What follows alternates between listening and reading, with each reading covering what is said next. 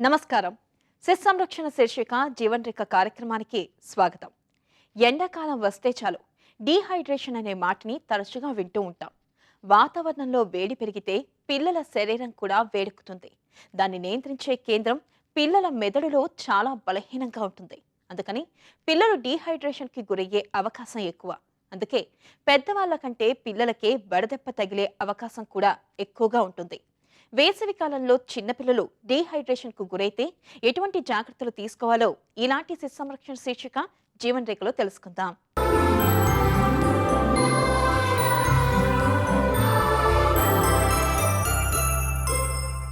వేసవిలో పసిపిల్లలను ఎంతో జాగ్రత్తగా కాపాడుకోవాలి. పిల్లల చర్మం చాలా సున్నితం కాబట్టి శరీరంలో నుంచి నీరు త్వరగా ఆవిరవుతూ ఉంటుంది. దాంతో పిల్లలు డీహైడ్రేషన్ కు గురవుతూ ఉంటారు. చిన్నారులు ఎండల్లో ఆడుకోవడం వల్ల శరీరంలో నీటి శాతం తగ్గి వడదెబ్బకు గురయ్యే ప్రమాదం ఉంది. అదే సమయంలో ఎండల వలన రకరకాల వ్యాధులు కూడా వచ్చే అవకాశం ఉండటం వలన వాటికి ఎలాంటి చికిత్స, ముందు జాగ్రత్త అవసరమో ఇప్పుడు వివరంగా తెలుసుకుందాం.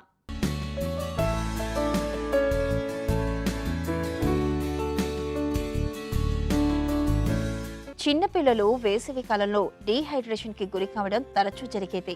దాని లక్షణాలను వెంటనే గుర్తించి తగిన విధంగా నడుచుకోవడం చాలా ముఖ్యం. వంట్లో నీటి నిల్వలు తగ్గినప్పుడు సహజంగానే దాహం అనిపిస్తుంది. దాహం వేసిందంటే అది డీహైడ్రేషన్ కు తొలి సూచిక. నిస్సత్తువ, నోరు పొడిబారటం, వల్లంతా వేడిగా ఉన్నట్టు అనిపించడం లాంటి లక్షణాలన్నీ డీహైడ్రేషన్ నే సూచించినట్టు లెక్క. అలాంటప్పుడు పిల్లల్ని ఎండలో నుంచి నీడకు, ఇంకా వీలైతే చల్లటి గదిలోకి తీసుకురావడం మొట్టమొదట చేయాల్సిన పని. చల్లటి మంచినీళ్లు ఎక్కువగా తాగించాలి. అయితే ముందుగా చక్కెర వేసిన పళ్ళ రసాలు, సోడా కలిసిన శీతల పానీయాల జోలికి వెళ్లటం అంత మంచిది కాదు. దేహం వాటిని వేగంగా స్వీకరించదు కాబట్టి మంచినీళ్లే ఉత్తమం. డీహైడ్రేషన్ లక్షణాలను వెంటనే గుర్తించి తగిన విధంగా స్పందించకపోతే అది వడదెబ్బగా మారుతుంది. ఆ పరిస్థితి మరింత ప్రమాదకరం. వడదెబ్బకు గురైన వారి శరీర ఉష్ణోగ్రత ఒక్కోసారి 104 డిగ్రీల ఫారెన్ హీట్ కు చేరవచ్చు. సరిగ్గా ఊపిరి ఆడకపోవడం, మూత్ర విసర్జన తగ్గిపోవడం లాంటి లక్షణాలు కనబడితే వడదెబ్బ తగిలినట్టే భావించాలి. అలా వడదెబ్బకు గురైన వెంటనే దేహాన్ని వీలైనంతగా చల్లపరచడం ముఖ్యం. ఒకవైపు ప్రాథమిక చికిత్స అందిస్తూనే డాక్టర్ను సంప్రదించడం చాలా అవసరం. పిల్లల చర్మం చాలా సున్నితం కాబట్టి శరీరంలోంచి నీరు త్వరగా ఆవిరవుతూ శరీరం వేడెక్కుతుంది. డీహైడ్రేషన్ పిల్లల్లో వచ్చినప్పుడు దానికి సంబంధించిన లక్షణాలు ఎలా ఉంటాయి అంటే, ఫస్ట్ థింగ్ మీరు చూసారంటే పిల్లవాడికి దాహం వేయడం అనేది ఫస్ట్ సిమ్టమ్ ఆఫ్ డీహైడ్రేషన్. అంటే బాడీలో వాటర్ కంటెంట్ తగ్గగానే కొన్ని రిసెప్టార్స్ ఉంటాయి. అవి బ్రెయిన్ని స్టిమ్యులేట్ చేయడం వల్ల ఆ ఫీలింగ్ ఆఫ్ థర్స్ట్ అంటూ ఉంటాం, అంటే దాహం వేయడం. అది కనుక చూసామంటే ఫస్ట్ థింగ్ ఆ సిమ్టమ్ అనేది డీహైడ్రేషన్కి ఫస్ట్ ఫీచర్. అది రెండో లక్షణం మీరు చూసారంటే ఫెటీగ్ అంటే కొంచెం వీక్నెస్ అవ్వడం అనమాట. అంటే పిల్లవాడు కొంచెం సోలిపోవడము, కొంచెం వీక్గా ఫీల్ అవ్వడము, నార్మల్ యాక్టివిటీస్ చేయలేకపోవడము. ఇది సెకండ్ సిమ్టమ్, మోస్ట్ కామన్గా చూసేది. థర్డ్ సిమ్టమ్ మీరు చూసారంటే, అంటే తీవ్రత ఎక్కువ అవుతున్నప్పుడు ఈ సిమ్టమ్స్ అనేది ఒకటినక ఒకటి ఎక్కువ అవుతూ ఉంటాయి అన్నమాట. థర్డ్ సిమ్టమ్ వచ్చి ఇరిటబిలిటీ, అంటే ఊరికే చిరాకు పడడము, అంటే ఏదైనా ఒక యాక్టివిటీ చేసేటప్పుడు విపరీతమైన ఒక చిరాకుతో ఆ పని చేయడము, లేదా చేసేటప్పుడు కాన్సన్ట్రేషన్ లేకపోవడము. అది మూడో ఒక లక్షణం అన్నమాట. నాలుగోది, దాని తీవ్రత ఎక్కువ అవుతున్న కొద్దీ ఫీలింగ్ ఆఫ్ హాట్నెస్ అంటాం. అంటే బాడీలో ఒక విధమైన వేడిని అనుభవిస్తూ ఉంటారనమాట పిల్లలు. అంటే వార్మ్త్, అంటే హీట్ అనేది ఎక్కువ అవుతూ ఉంటుంది బాడీలో. ఎందుకు? బాడీలో వాటర్ కంటెంట్ తగ్గిపోవడం వల్ల వాళ్ళకి ఒకలాంటి హీట్ జనరేట్ అయ్యి ఒకలాంటి ఫీవర్ వచ్చిన ఫీలింగ్ ఏర్పడుతుంటుంది. దానివల్ల వాళ్ళు సోలిపోవడము, ఇరిటబుల్గా ఫీల్ అవ్వడము, అంటే వాటర్ తాగాలనే ఒక వాళ్ళకి ఫీలింగ్ కలగడము. సో ఇవన్నీ చూసారంటే నార్మల్గా డీహైడ్రేషన్కి సంబంధించిన లక్షణాలు. ఇందులో ఏది ఒకటి మనం చూసినా కూడా వెంటనే పిల్లవాడికి నీళ్లు అందించడం అనేది మనం చేయాల్సిన ఫస్ట్ యాక్టివిటీ అనమాట. పిల్లలు ఎండలో ఆడుకోవడం వల్ల శరీరంలో నీటి శాతం తగ్గి వడదెబ్బకు గురైతే చల్లని ప్రదేశంలో పడుకోబెట్టాలి. శరీరాన్ని చల్లటి నీటితో శుభ్రం చేయాలి. వైద్యుల సలహా మేరకు ఓఆర్ఎస్ కలిపిన నీటిని తాగించాలి. ఒక్కోసారి వేడి ఎక్కువై వాంతులు, విరేచనాలు అయ్యే అవకాశం ఉంది. అలాంటి ఆరోగ్య సమస్య వస్తే సొంత వైద్యం చేయకుండా వైద్యులను సంప్రదించాలి. చిన్నారులకు జ్వరం, తలనొప్పి, ఆకలి మందగించడం, నీరసం వస్తాయి. ఛాతీపై మచ్చలు ప్రారంభమై శరీరం అంతటికి వ్యాపించి క్రమంగా బొబ్బలుగా మారుతాయి. అనంతరం విపరీతమైన దురద, మంట, నొప్పి వస్తుంది. తట్టుకోలేక చిన్నారులు ఏమాత్రం వేళ్లతో గోకినా చీమగుంతలు ఏర్పడతాయి. ఈ వ్యాధి సోకిన పిల్లల గోళ్లను కత్తిరించడం, రాత్రిపూట నిద్రించే సమయంలో చేతులకు రుమాలు వంటివి కట్టాలి. ఆటలమ్మ, తట్టు సోకిన పిల్లలను ఇతరులకు దూరంగా ఉంచాలి. వేసవిలో సాధారణంగా కలుషితమైన నీరు తీసుకోవడం వల్ల కామెర్లు రావడం కూడా ఎక్కువే. టైఫాయిడ్ జ్వరం వస్తుంది.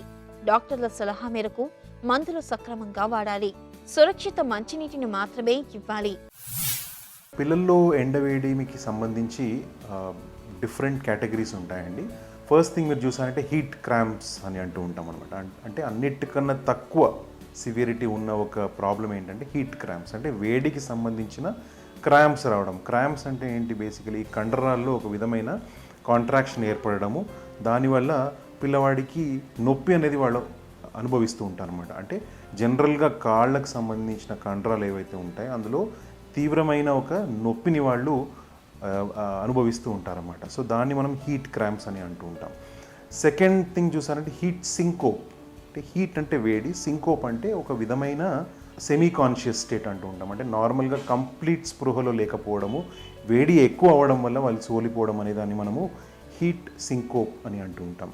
నెక్స్ట్ లెవెల్ ఆఫ్ సివియరిటీ మీరు చూసారంటే హీట్ ఎగ్జాషన్ అని అంటూ ఉంటాం. బేసికలీ ఇంకా ఒక తీవ్రమైన ఒక వీక్నెస్ ఏర్పడడం బాడీలో, పిల్లవాడు కంప్లీట్గా ఎగ్జాస్ట్ అయిపోయి కంప్లీట్గా ఎటువంటి ఒక యాక్టివిటీ చేయలేకపోవడము, ఫీలింగ్ ఆఫ్ థర్స్ట్ ఉండడము, ఫెటీగ్ అంటే ఒక విధమైన వీక్నెస్ వచ్చి ఎటువంటి యాక్టివిటీ వాడు చేయలేక, అంటే వెంటనే ఎటువంటి ఒక నీడ ఉన్న చోటికి వెళ్ళాలని ఒక వాడికి ఒక ఫీలింగ్ కలగడము, ఇవన్నీ కూడా హీట్ ఎగ్జాషన్కి సంబంధించిన symptoms. Last and final stage ఇందులో ఏముంటుందంటే హీట్ స్ట్రోక్ అని అంటూ ఉంటాం. సో హీట్ స్ట్రోక్లు జనరల్గా మీరు చూసారంటే జ్వరం తీవ్ర స్థాయిలో మనం చూస్తుంటాం. కంప్లీట్గా అన్కాన్షియస్ అంటే స్పృహ తప్పిపోవడం వంటి లక్షణాలు కూడా మనం చూస్తూ ఉంటాం. ఒక్కొక్కసారి ఫిట్స్ రావడం అంటే సీజర్స్ అని అంటూ ఉంటాం కదా. సో అటువంటి లక్షణాలు కూడా మనము పిల్లవాడిలో చూసే అవకాశాలు ఉంటుంది. సో నార్మల్గా మీరు డివైడ్ చేస్తే ఫస్ట్ చెప్పినట్టు హీట్ క్రాంప్స్ ఉంటాయి, తర్వాత హీట్ సింకోప్ అనేది ఉంటుంది, మూడోది హీట్ ఎగ్జాషన్ అనేది ఉంటుంది, నాలుగోది హీట్ స్ట్రోక్ అనేది ఉంటుంది. సో త్వరగా దీన్ని డయాగ్నోస్ చేస్తే క్రాంప్స్ నుండి స్ట్రోక్కి వెళ్ళక ముందు మనము పిల్లవాడిని కాపాడుకోవచ్చు అనమాట. కొంతమంది పిల్లలకు తల్లిపాలు సరిపోకపోవడం వల్ల బరువు కోల్పోతారు. మరీ ఎక్కువగా తగ్గితే ఆ ప్రభావం మూత్రపిండాల మీద పడుతుంది. ఇలా జరగకుండా ఉండాలంటే తల్లులు వైద్యుల సూచనల మేరకు పాల ఉత్పత్తి పెరిగేటట్టు మందులు వాడాలి. పిల్లలు బాగా బరువు తగ్గినా, ఎక్కువగా ఏడుస్తున్నా, తల్లి దగ్గర పాలు తాగిన తర్వాత కూడా ఏడుస్తున్నా ఆ పిల్లలు తల్లిపాలు సరిపోక డీహైడ్రేషన్ కు గురయ్యారని గ్రహించాలి. అలాగే కొంతమంది పిల్లల్లో కామెర్లు కూడా కనిపిస్తాయి. ఇలాంటప్పుడు పిల్లలకు తల్లిపాలతో పాటు పోతపాలు కూడా తాగించాల్సి ఉంటుంది. వేడిని అధిగమించడానికి తీసుకునే శీతల పానీయాల వల్ల కూడా పిల్లలు ఈ కాలంలో జబ్బు పడుతూ ఉంటారు. నార్మల్గా పిల్లల్లో మీరు చూసారంటే 70% వరకు కూడా ఏదైతే బాడీ కాంపోజిషన్ ఉంటుందో అది వాటర్ అనేది ఉంటుందన్నమాట. 30% మాత్రమే మిగతావి. సో దీనికి తీసుకోవాల్సిన జాగ్రత్తలు మీరు చూసారంటే ఫస్ట్ థింగ్ చేయాల్సిన ఇంపార్టెంట్ థింగ్ ఏంటంటే ఎండ నుండి నీడలోకి తీసుకురావడం అనేది మనం చేయాల్సిన ఫస్ట్ ప్రికాషన్ అది తీసుకోవాలి. రెండోది వేసుకున్న బట్టలు ఎటువంటివి ఉన్నాయనేది కూడా మనం గమనించాలి. తీవ్ర స్థాయిలో జ్వరం కానీ మనం అక్కడ గమనిస్తే వెంటనే బట్టలు తీసేయడము, తడిగుడ్డతో తుడవడం అనేది మనం చేస్తూ ఉండాలి. మూడోది నీటి ఆహారం అందించడం, అంటే సింపుల్ వాటర్ అందించినా కూడా సరిపోతుంది. కొంచెం కూలర్గా ఉన్న ఒక వాటర్ అందిస్తే వెంటనే బాడీ టెంపరేచర్ అనేది తగ్గుముఖం పడుతుంది అనమాట. నాలుగోది జనరల్గా ఈ డీహైడ్రేషన్లో కామన్గా మనం చూసే ప్రాబ్లం ఏంటంటే ఎలక్ట్రోలైట్స్ అనే బాడీలో ఉంటాయి. అందులో మోస్ట్ ఇంపార్టెంట్ మీరు చూసారంటే సోడియం, పొటాషియం అండ్ క్లోరైడ్. అందులో కూడా సోడియం అనే ఎలక్ట్రోలైట్ చాలా ఇంపార్టెంట్. అంటే బ్రెయిన్ ఈక్విలిబ్రియం మెయింటైన్ అవ్వడానికి, బ్రెయిన్ హోమియోస్టేసిస్ అని అంటూ ఉంటాం అనమాట. అది మెయింటైన్ అవ్వాలంటే సోడియం అనేది మన బాడీలో కరెక్ట్ మెజర్లో ఉండాలి. చాలా ఇంపార్టెంట్. కొన్ని స్పోర్ట్స్ డ్రింక్స్ అవైలబుల్ ఉంటాయి, ఫర్ ఎగ్జాంపుల్ గెటరేడ్ అట్లాంటిది. అటువంటి అందిస్తే ఆ సోడియం కంటెంట్ అనేది అందులో ఎక్కువ ఉండడం వల్ల వెంటనే ఆ హైడ్రేషన్ స్టేటస్ అనేది నార్మల్కి వచ్చే అవకాశాలు చాలా ఎక్కువ. అదే కనుక హీట్ స్ట్రోక్, విపరీతమైన టెంపరేచర్ 104, 105 జ్వరం గమనిస్తే వెంటనే ఎమర్జెన్సీకి తీసుకువెళ్ళడము, అంటే హాస్పిటల్కి తీసుకెళ్ళడము, దానికి తగినట్టు డాక్టర్ కన్సల్టేషన్ చేయడము, ఐవి ఫ్లూయిడ్స్ కానివ్వండి, కూలర్ అంటే లిటరల్లీ ఎలా చెప్తారంటే ఐస్ పెట్టుకొని తీసుకెళ్తే ఆ పిల్లవాడిని మనం కాపాడుకోవచ్చు అని చెప్తూ ఉంటారనమాట. సో సివియర్ డీహైడ్రేషన్ ఉన్నప్పుడు అటువంటి జాగ్రత్తలు కూడా తీసుకోవాల్సిన అవసరం మనకు ఉంటుంది. శరీర ఉష్ణోగ్రతను నియంత్రించే కేంద్రం పిల్లల మెదడులో చాలా బలహీనంగా ఉంటుంది. అందుకే ఎండాకాలంలో వడదెబ్బ తగిలే అవకాశాలు పెద్దల్లో కంటే పిల్లల్లో ఎక్కువగా ఉంటాయి. తగినంత నీరు తాగించడం, నీడ పట్టునే ఉండేలా చూసుకోవడం, ఏమాత్రం వడదెబ్బ లక్షణాలు కనిపించినా ప్రాథమిక చికిత్స చేస్తూనే డాక్టర్ను సంప్రదించడం అవసరమని గుర్తించాలి. వడదెబ్బతో పాటు వేసవి ఎండల కారణంగా వచ్చే అనేక వ్యాధుల పట్ల అప్రమత్తంగా ఉండాలి. చిన్నపిల్లలకు వాంతులు, విరేచనాలు మామూలే అయినా అవి ఎక్కువైనప్పుడు తల్లిదండ్రులు కంగారు పడతారు. మరీ ముఖ్యంగా వారు తినే ఆహారం, త్రాగే నీరు కలుషితం కావడం వలన అతిసార వ్యాధి బారిన పడవచ్చు. వేసవి కాలంలో సహజంగా నీరు కలుషితమయ్యే అవకాశం ఉండటం వలన అతిసార వ్యాధి ప్రబలుతుంది. పెద్దవాళ్ల కంటే పిల్లల్లోనే ఈ సమస్య ఎక్కువగా కనపడుతుంది. పిల్లలు కలుషిత ఆహారం, కలుషిత నీరు తీసుకోకుండా వారిని కాపాడగలిగితే పిల్లలకు అతిసారం రాకుండా చూసుకోవచ్చు. కార్యక్రమంలో ఇప్పుడు సమస్య సలహా చూద్దాం.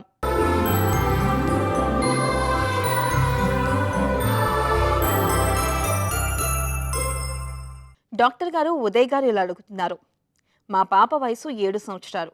పాప చాలా విషయాల్లో కన్ఫ్యూజ్ అవుతుంది. ఏదైనా వస్తువు తీసుకురమని చెబితే మర్చిపోతుంది, లేదా దాని బదులు ఇంకేదో వస్తువు తీసుకొస్తుంది. అడిగితే నాకు సరిగ్గా గుర్తుండడం లేదు అంటుంది. చదువులో కూడా వెనకబడుతుంది. ఈ సమస్య ఈ మధ్య బాగా ఎక్కువైంది. పిల్లల్లో ఈ వయసులో కూడా మతిమరుపు వస్తుందా? పాప ఈ సమస్య నుంచి బయటపడాలంటే ఏం చెయ్యాలి అని అడుగుతున్నారు.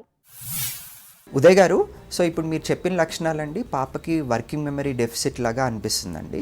ADHD అని ఒక కండిషన్ ఉంటుందండి. అగైన్ ADHD అంటే attention deficit hyper activity disorder. So ఇక్కడ కామన్గా ఇది బాయ్స్లో ఉంటుందండి, కానీ గర్ల్స్లో కూడా ఈ లక్షణాలు మనకు కనిపిస్తూ ఉంటాయి తక్కువగా. అయితే ఈ గర్ల్స్లో ఎక్కువగా వీళ్ళు ఇన్అటెన్షన్ అనే ఒక లక్షణంతో వీళ్ళు ఉంటారండి. వీళ్ళకి వర్కింగ్ మెమరీ డెఫిసిట్స్ ఉంటాయి. సో వర్కింగ్ మెమరీ అంటే ఏంటి? సో రోజువారి మనం ఇమీడియట్గా ఒక పని చెప్పినట్టయితే ఆ పని గుర్తుంచుకొని మనం చేయటం. ఎగ్జాంపుల్ ఏంటి, మనము ఒక షాప్కి వెళ్ళి నువ్వు ఈ వస్తువులు తీసుకురా అని వాళ్ళు చెప్తాము. సో పిల్లలు షాప్కి వెళ్ళి మనం 4-5 వస్తువులు చెప్తే దాంట్లో 3 తెస్తారు, లేదా ఒక వస్తువు బదులు ఇంకొకటి తెస్తారు. ఎందుకు? ఆ షాప్కి వెళ్ళే లోపు వీళ్ళు మర్చిపోతారనమాట. సో ఉదాహరణకు అక్కడ పాపకి మనం మల్టిపుల్ కమాండ్స్ చెప్పకూడదండి, 1 కమాండ్ ఎట్ ఎ టైం చెప్పాలి. సో బేసిక్గా మనం పాపకి ఒక్క విషయం ఎట్ ఎ టైం చెప్పాలి. ఫస్ట్ నువ్వు రూమ్ క్లీన్ చేసి మళ్ళీ నా దగ్గరికి రా, ఓకే? అప్పుడు పాప అది ఎక్కువ ఇంప్లిమెంట్ చేయడానికి అవకాశం ఉంటుందండి. అండ్ పాపకి ఇది చదువులో ఎవ్రీడే లైఫ్లో డిఫికల్టీస్ ఎక్కువగా కనిపిస్తూ ఉంటాయి. కనిపించినప్పుడు మనం పాపతో పాటు కూర్చుని పాపని each and every step multiple times చెప్పాలి, తన్ని ట్రైన్ చేయాలి ఆ విధంగా. అప్పుడు యాక్టివిటీస్ చేయడానికి అవకాశం ఎక్కువ ఉంటుంది అండ్ తన కాన్ఫిడెన్స్ తనకి బిల్డప్ అవుతూ ఉంటుంది. ఇంకొక సన్నివేశంలో చూసినట్టయితే పాపకి మనం ఒక చిన్న డైరీ లాంటిది ఇవ్వచ్చండి, పాకెట్ డైరీ లాంటిది. సో అక్కడ రోజువారీ ఏం చేయాలనే యాక్టివిటీస్ని మనం దాంట్లో రాయొచ్చు పాపతో కూర్చుని, అండ్ తనకు కూడా అలవాటు చేయొచ్చు. And she'll be doing that. ఆ పని చేసినప్పుడు తన పక్కన టిక్ కొట్టుకుంటుంది. ఒకవేళ మర్చిపోయినప్పుడు తను ఆ డైరీ రెఫర్ చేసి ఆ పని మళ్ళీ చేయడానికి అవకాశం ఉంటుంది. సో ఇలా over a period of years మనం తనకి ట్రైన్ చేసినప్పుడు తనకి ఈ విషయాన్ని ఓవర్కమ్ అవడానికి ఛాన్సెస్ ఉంటాయండి. డాక్టర్ గారు శ్రీధర్ గారు ఇలా అడుగుతున్నారు. మా బాబు వయసు 12 సంవత్సరాలు. బాబు ఎప్పుడూ ఇంట్లో ఒంటరిగా కూర్చుంటాడు. ఇంటికి ఎవరైనా చుట్టాలు వస్తే వాళ్ళ ముందుకి రావడానికి కూడా భయపడుతున్నాడు. బయటికి వెళ్ళి ఏమైనా వస్తువులు తీసుకురమ్మంటే అస్సలు వెళ్ళడు. ఎవరో ఒకరు వెంట ఉంటేనే బయటికి వస్తూ ఉంటాడు. వాడు పెద్దయ్యాక కూడా ఇలాగే ఉంటాడా అని భయంగా ఉంది. ఏం చేస్తే వాడిలో మార్పు వస్తుంది? సలహా ఇవ్వండి అని అడుగుతున్నారు. శ్రీధర్ గారు, పిల్లల్లో చాలామందిలో ఈ యాంగ్జైటీ డిజార్డర్స్ కామన్గా ఉంటాయి. యాంగ్జైటీ లక్షణాలు ఎక్కువ ఉన్నప్పుడు వారికి కొన్ని భయాలు ఉంటాయి. ఆ భయాల వల్ల వారు బయటకు వెళ్ళరండి. సో ఇక్కడ మనం చూసినట్టయితే బాబుకి ఏమన్నా ఫోబియా ఉందా, లేదా ఏమన్నా సెపరేషన్ యాంగ్జైటీ డిజార్డర్ ఉందా అని మనము దాని గురించి అన్వేషించాలండి. సో బేసిక్గా మనం బాబుని అడగొచ్చు, ఎందుకు నువ్వు బయటకు వెళ్ళట్లేదు అని. సో బేసిక్గా మనం ఒక లౌడ్ టోన్లో కాకుండా చిన్న టోన్లో బాబుకు సపోర్టివ్గా మనం అడిగినప్పుడు చాలామంది పిల్లలు ఓపెన్ అవుతారండి. కానీ ఇక్కడ ఒక క్లా ఉంది. ఆ క్లా ఏంటి? అందరి పిల్లలు పెద్దవాళ్ళలాగా వాళ్ళ సిమ్టమ్స్ని ఎక్స్ప్రెస్ చేయలేరు.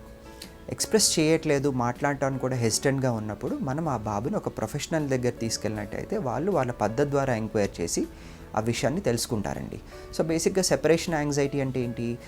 వేరే వాళ్ళంటే భయము, అండ్ నేను పేరెంట్ నుంచి దూరం అయితే వాళ్ళకి ఏమన్నా జరుగుతుందని ఒక భయాల ద్వారా వారు ఆ యాంగ్జైటీ స్టేట్ని ఎదుర్కోలేక ఏ పని చేయకుండా పేరెంట్ దగ్గరే క్లింగీగా ఉంటారండి.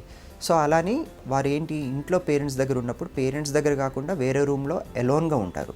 And they may not go to స్కూల్కి వెళ్ళటానికి కూడా నిరాకరిస్తారు, బయట వెళ్ళి ఏ పని కూడా చేయరు. సో ఈ సిమ్టమ్స్ని ఒక 2-3 రోజులు చూస్తున్నాము అనుకోండి, ఇమీడియట్గా మనం అలర్ట్ అవ్వాలి. అయితే ఇక్కడ ఈ సెపరేషన్ యాంగ్జైటీ అనేది చిన్నపిల్లల్లో చాలా కామన్గా ఉంటుందండి, 6 years వరకు 6 years ఏజ్ గ్రూప్ వరకు. కానీ దాన్ని దాటి కూడా ఈ లక్షణాలు ఉంటున్నాయంటే it is a matter of concern. దాన్ని మనం ఇమీడియట్గా అడ్రస్ చేయాలి, లేకపోతే అది క్రానిక్ ప్రాబ్లంగా మారటానికి అవకాశం ఉంటుందండి. అండ్ ట్రీట్మెంట్ కూడా కష్టమవుతుంది. సో ట్రీట్మెంట్ చూసినట్టయితే ఎక్కువగా సైకోథెరపీతో మనం దీన్ని జయించవచ్చండి. అండ్ ఒకవేళ లక్షణాలు చాలా సివియర్గా ఉన్నాయి అనుకోండి, మెడికేషన్ కూడా యూజ్ చేయాలి. సో ఈ విధంగా మీ బాబుని మనం సహాయం చేయొచ్చు. వేసవిలో పిల్లలకు చాలా ఎక్కువగా ఎదురయ్యే సమస్య అతిసారం లేదా డయేరియా. తల్లిదండ్రులు కంగారు పడటం సహజమే అయినా నిజానికి ఇది దేహంలో ఉన్న చెడు సూక్ష్మజీవులను బయటికి పంపడమే. ఇది 2-3 రోజుల నుంచి వారం వరకు ఉండవచ్చు. జ్వరం, వాంతులు, విరేచనాలు, డీహైడ్రేషన్ లాంటి లక్షణాలన్నీ కలిసి వచ్చే డయేరియాకు కారణం. వైరల్ ఇన్ఫెక్షన్ కూడా కావచ్చు. లక్షణాలను బట్టి సమస్యను గుర్తించి చికిత్స తీసుకోవాలి. డాక్టర్ గారు కృష్ణ గారు ఇలా అడుగుతున్నారు. మా పాపకి శ్వాస తీసుకోవడంలో సమస్య వస్తే డాక్టర్ దగ్గరికి తీసుకెళ్లాము. అయితే డాక్టర్ పాపకి లంగ్ ఫంక్షన్ టెస్ట్ చేయించమని అన్నారు. పాపకి ఈ టెస్ట్ చేయించడం వల్ల ఏమైనా ఇబ్బందులు వస్తాయా? అసలు లంగ్ ఫంక్షన్ టెస్ట్ పరీక్ష ఎలా చేస్తారు? దయచేసి తెలియచేయండి అని అడుగుతున్నారు. కృష్ణ గారు, మీ పాపకి శ్వాసకోశ సంబంధ లక్షణాలు గమనించి మీరు హాస్పిటల్కి వెళ్ళానన్నారు. అయితే యూజువల్గా lung function test, pulmonary function test అన్నది మనం ఆస్తమా ఉందా లేదా తెలియడానికి, ఆస్తమా ఎంత సివియర్గా ఉందో తెలుసుకోవడానికి, ఆ ఆస్తమాకి ఎలాంటి మందులు పనిచేస్తున్నాయి, అసలు పనిచేస్తున్నా లేదా తెలుసుకోవడానికి ఈ లంగ్ ఫంక్షన్ టెస్ట్ అంటే పల్మరీ ఫంక్షన్ టెస్ట్ అంటాము. దాన్ని యూజువల్గా మనము 6 సంవత్సరాల పైన పిల్లలకే వాళ్ళు చేయగలుగుతారు. ఎందుకంటే దాంట్లో ఏం చేయాలంటే పిల్లలు బాగా డీప్గా శ్వాస తీసుకొని ఫోర్స్ఫుల్గా ఆ శ్వాసను వదిలిపెట్టాల్సి ఉంటుంది. చిన్నపిల్లల్లో 6 సంవత్సరాల లోపు పిల్లల్లో అది చేయలేరు కాబట్టి యూజువల్గా మనం 6 years తర్వాతనే పల్మరీ ఫంక్షన్ టెస్ట్ చేస్తాం. కానీ కొందరు పిల్లలు ఎర్లీగా కూడా చేసే అవకాశం ఉంది.